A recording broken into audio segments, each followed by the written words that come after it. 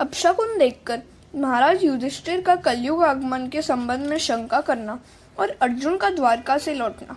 युधिष्ठिर ने भीम से कहा कि नारद जी ने जो कहा था वह समय अब आ रहा है, ऐसा लगता है। मुझे कलयुग की परछाई दिखाई दे रही है। मेरे राज्य में अधर्म बढ़ रहा है।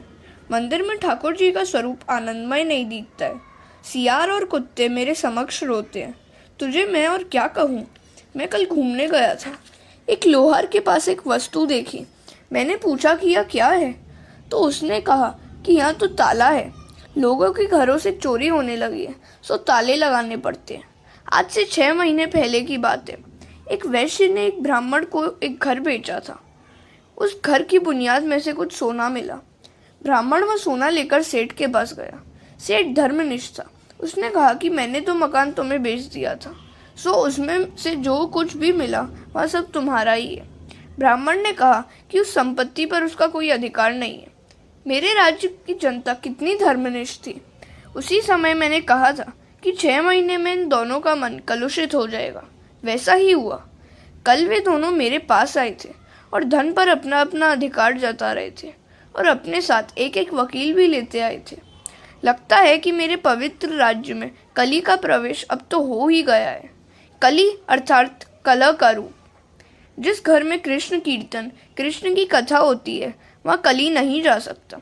अर्जुन अब तक आया नहीं था और भीमसेन तथा धर्मराज वैसी बातें कर रहे थे। इतने में अर्जुन भी आ गया। उसके मुख पर तेज का आभास मात्र भी नहीं दिखता। युधिष्ठिर ने उससे पूछा कि तेज कहाँ गया। अर्जुन, तूने द्वार आए हुए अतिथि का सत्कार किए बिना भोजन तो नहीं कर लिया। अतिथि भगवान का स्वरूप है। द्वार पर आए हुए अतिथि भूखे रहें तो यजमान के पुण्यों का क्षय होता है। नचिकेता यमराज के घर 3 दिन तक भूखा प्यासा बैठा रहा।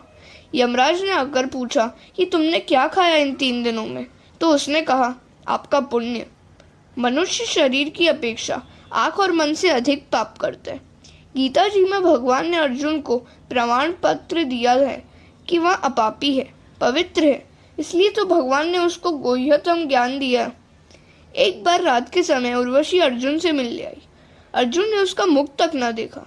उसने उर्वशी से कहा कि माताजी, मैं तो भरत खंड का वासी हूँ। मेरे लिए परस्त्री माता समान है। एकांत में जो काम को पराजित करे वही वीर है। मुझे पूरा भरोसा है कि परस्त्री ग्रमण का पाप अर्जुन नहीं कर सकता। फिर भी वहाँ निस्तेज क्यों है?